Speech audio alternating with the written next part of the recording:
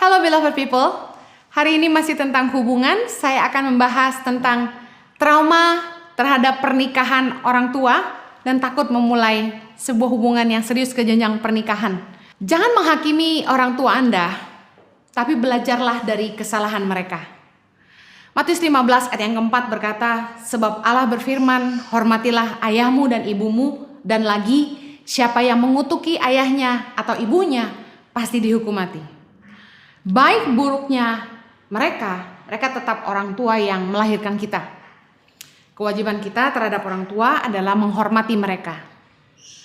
Meskipun orang tua kita bikin salah, tidak memberikan contoh yang baik dalam pernikahan mereka, tidak jadi teladan bagi hidup kita, tapi kita tidak boleh menghakimi orang tua kita. Dengar baik, semua orang bisa berbuat salah.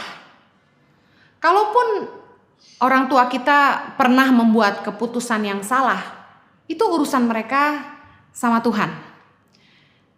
Kita belum tentu tidak melakukan hal yang sama kalau kita yang berada di sepatu mereka. Mudah sekali kita menghakimi dan berkata, kok bisa ya mama seperti itu?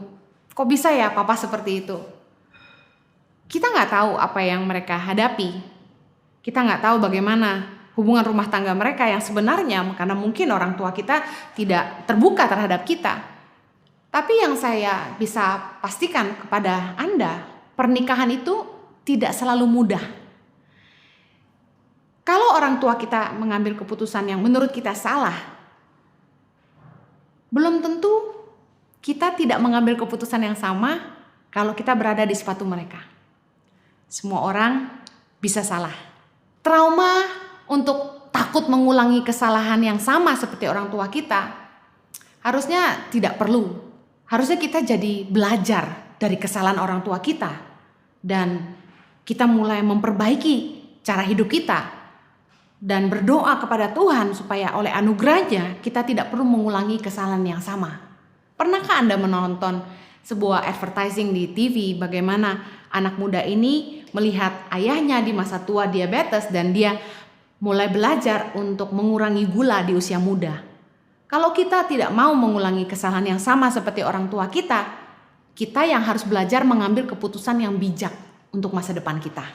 Pastikan kita belajar untuk tidak melakukan kesalahan yang sama, bukannya malah menghakimi orang tua kita. Saya rasa bukannya Anda trauma, tapi mungkin ada anak-anak muda yang memang belum benar-benar jatuh cinta. 1 Yohanes 4 ayat 18 dikatakan di dalam kasih tidak ada ketakutan. Kasih yang sempurna melenyapkan ketakutan.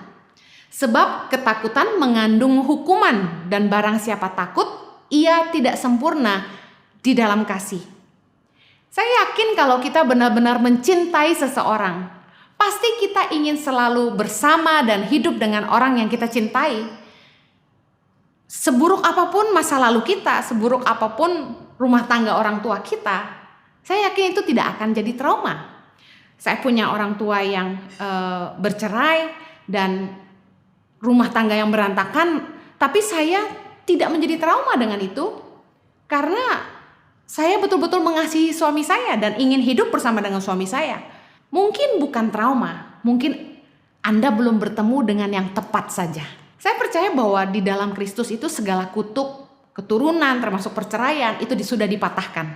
Efesus 3 ayat 17 berkata begini, sehingga oleh imanmu Kristus diam di dalam hatimu, dan kamu berakar serta berdasar di dalam kasih.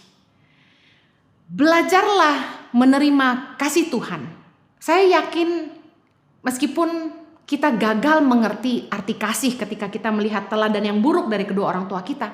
Tapi kalau kita belajar menerima kasih dari Allah, kita akan dimampukan untuk bebas dari rasa takut dan kita dimampukan untuk mengasihi pasangan kita dengan tulus. 2 Korintus 5 ayat yang ke-17. Jadi siapa yang ada di dalam Kristus, ia adalah ciptaan baru, yang lama sudah berlalu, sesungguhnya yang baru sudah datang. Saya percaya bagi Anda yang ada di dalam Kristus hari ini, pengalaman masa lalu, pengalaman orang tuamu, kutuk keturunanmu, itu sudah berakhir.